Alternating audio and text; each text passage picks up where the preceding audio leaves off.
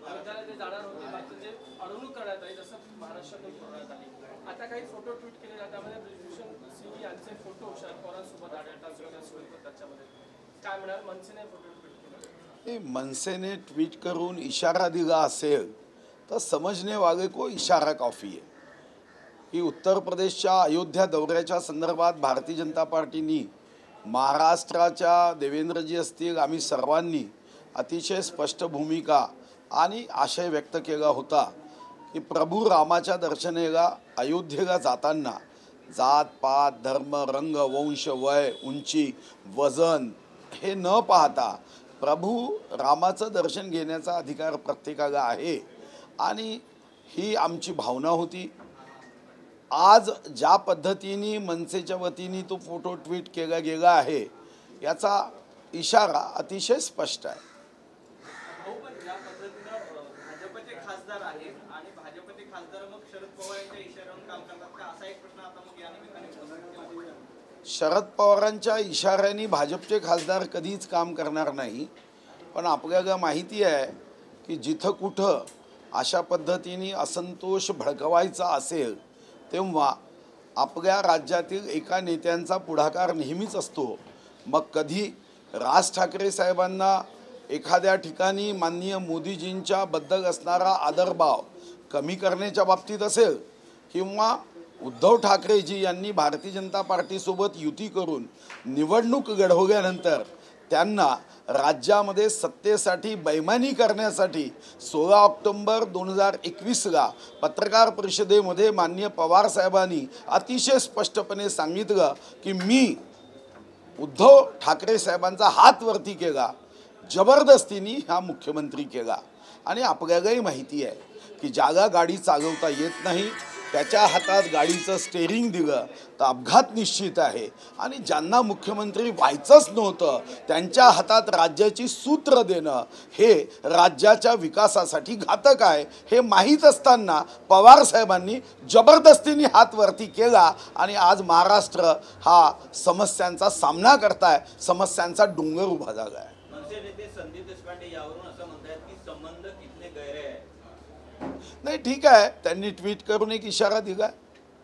भाजपची आज बैठक होते, काय अजेंडा असेल प्रदेश कार्यकारिणीचा? आज महाराष्ट्र भारतीय जनता पार्टीच्या कार्यसमितीची आभासी पद्धतीने बैठक आहे.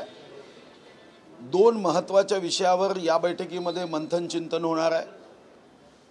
30 मेला माननीय विश्वगौरव गरीबों के मसीहा श्री नरेंद्र मोदीजींच्या कार्यकालाला 8 वर्ष पूर्ण होत आहे. पहिली शपथ देशाच्या जनतेच्या मतरूपी आशीर्वादाने पंतप्रधान म्हणून या अगोदर 26 मे 2014ला पहिल्यांदा शपथ घेतली. दुसरी शपथ ही 30 मे 2019ला घेतली. या प्रदेश कार्यसमितीच्या बैठकीत ज्या 23 कोटी मतदारांनी भारतीय जनता पार्टीवर विश्वास व्यक्त केला, 20 राज्यामधून काँग्रेसचा सफाया केला, 17 राज्यामध्ये 50% जास्त मतं दिली, दुसऱ्यांदा पुन्हा आपला आशीर्वाद देत भरभक्कम पाठिंबा दिला.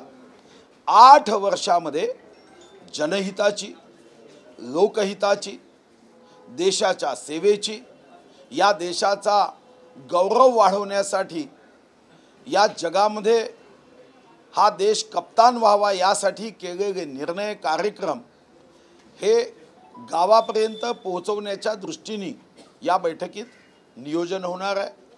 यासोबतच निवडणुकीच्या तयारीच्या दृष्टीने येणाऱ्या कालावधीमध्ये ज्या कार्यक्रमाचं नियोजन करायचं आहे त्या संदर्भामध्ये सुद्धा या आभासी कार्यसमितीच्या बैठकीमध्ये चर्चा करण्याचं नियोजित आहे. आणखी एक मुद्दा, राज्यसभेच्या 6व्या जागेसाठी शिवसेना आता त्यांचा उमेदवार देते, संभाजीराजांना उमेदवारी मिळणार नाही असं आता जवळपास निश्चित असेल. या सगळ्या प्रकरणात भाजपची नेमकी काय भूमिका असेल? नाही, शिवसेना काय करेल याबद्दल भाजपच्या भूमिकेचा दुरान्वय संबंध नाही.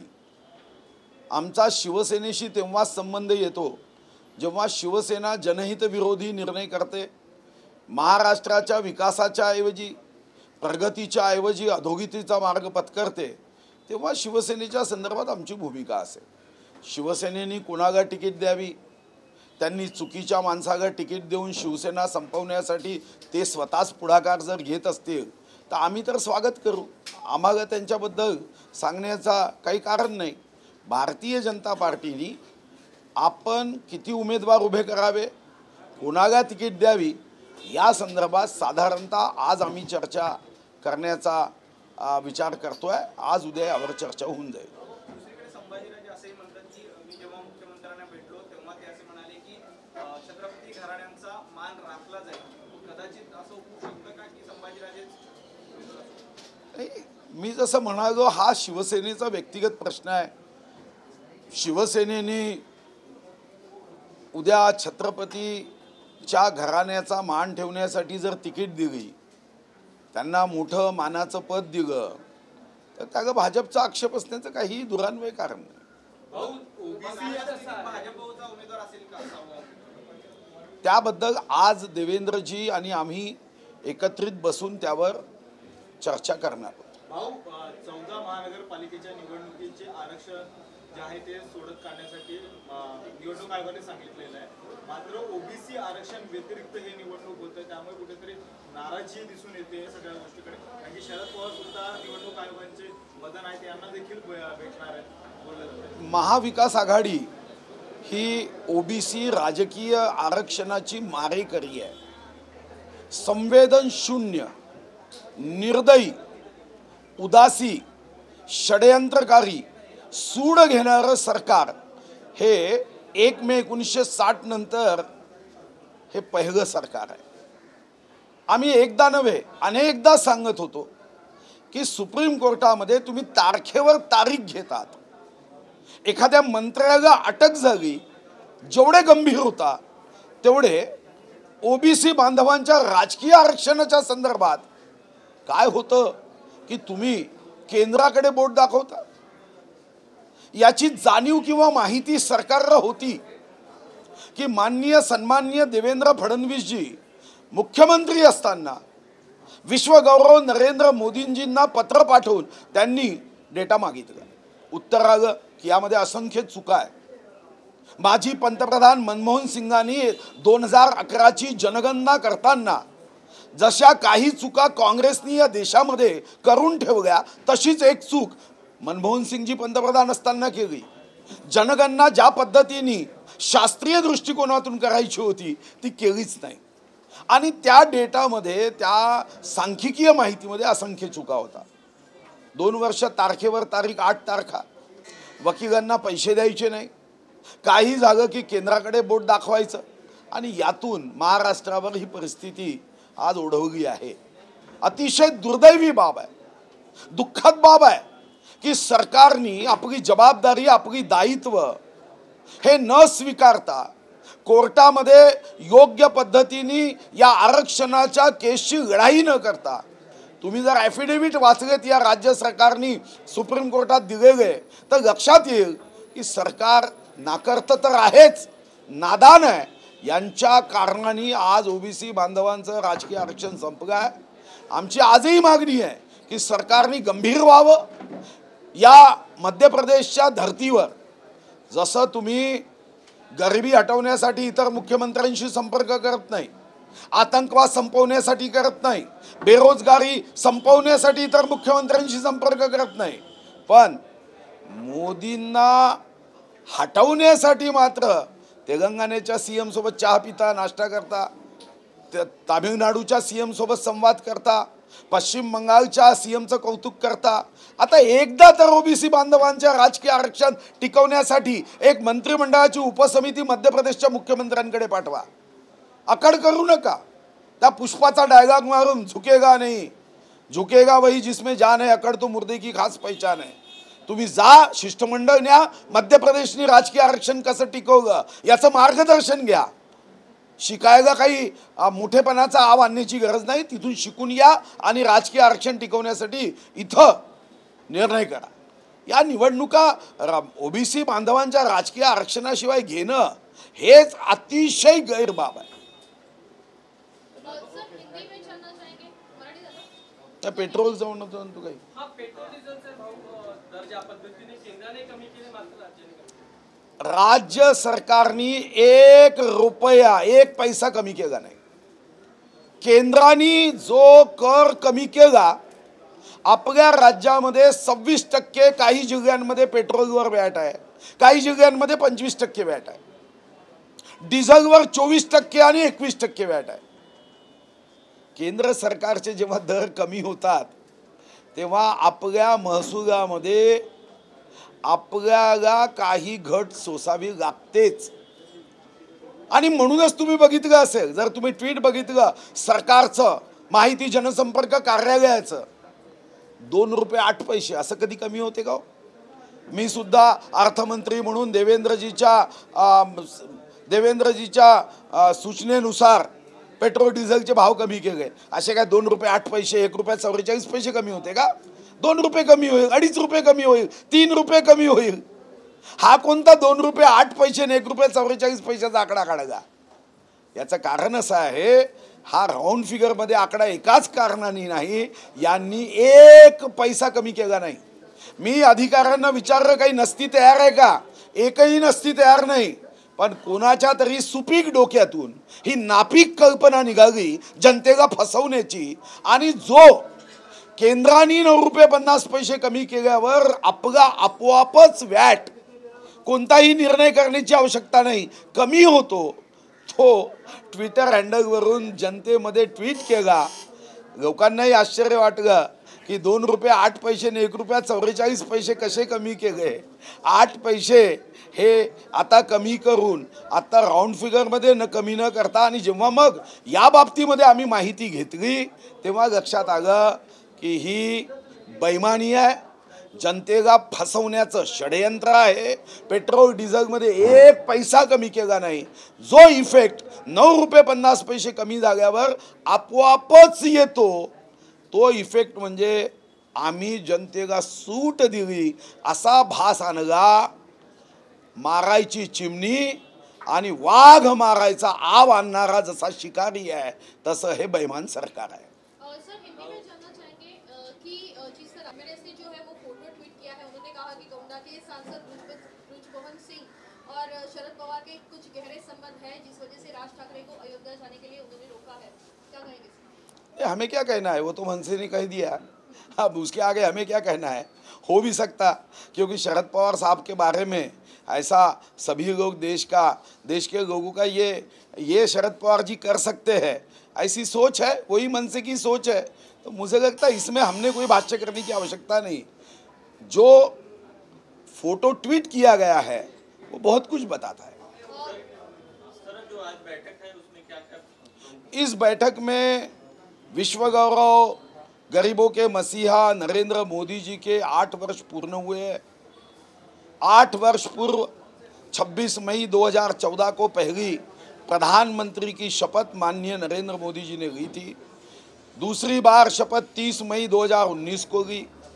इस देश के 23 करोड़ जनता ने अपना मतरूपी आशीर्वाद देकर माननीय विश्व गौरव नरेंद्र मोदी जी पे विश्वास व्यक्त किया. 20 राज्यों से कांग्रेस का सफाया हो गया. 17 राज्यों में 50% से ज़्यादा वोट जनता ने माननीय विश्व गौरव नरेंद्र मोदी जी को दिए हैं. 8 वर्ष में जो जनहित के निर्णय हुए, लोकहित के निर्णय हुए, देश हित के निर्णय हुए, इस देश के प्रगति के, उन्नति के निर्णय हुए, वो निर्णय लेकर हम जनता के बीच में जाने वाले हैं. जनता को धन्यवाद देते हुए, आभार प्रकट करते हुए, उनके आशीर्वाद को फिर से पाने की अभिलाषा व्यक्त करने वाले हैं. और जनता के सामने 8 वर्ष का हिसाब देने का निर्णय, जो योजनाएं सरकार ने की है वो योजनाएं जनता तक पहुंचाकर, कहीं पे कोई उणीव है, कोई त्रुटि है, कोई कमी है, तो वो समझकर फिर और अच्छे ढंग से देश के गरीबों की सेवा, देश की जनता की सेवा करने के लिए आगे बढ़ने का ये प्रयास है, उसका नियोजन होगा.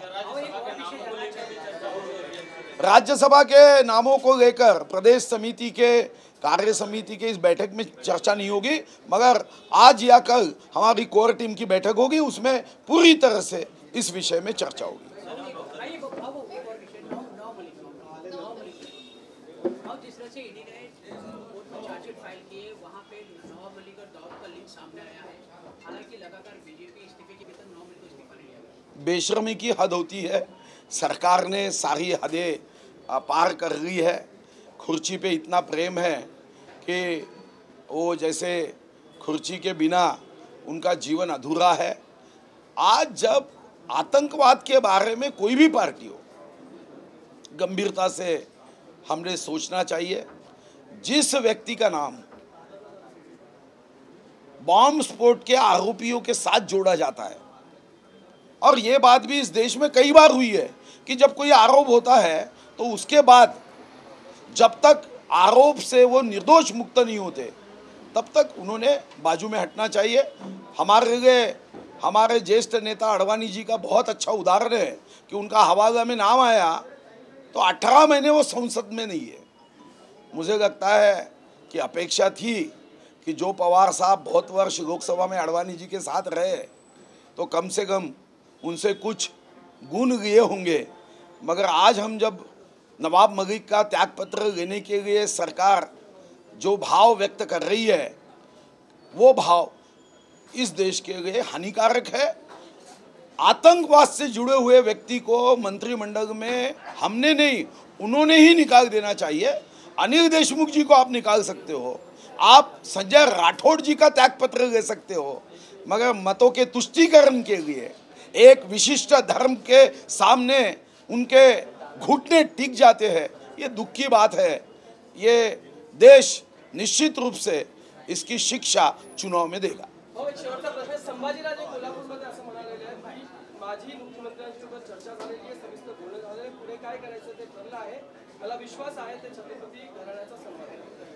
नाही, छत्रपती घराण्याचा सन्मान या महाराष्ट्राची नव्हे, जगामध्ये छत्रपती शिवाजी महाराजांवर प्रेम करणारा प्रत्येक व्यक्ती, शाहू महाराजांवर प्रेम करणारा प्रत्येक व्यक्ती करतोच.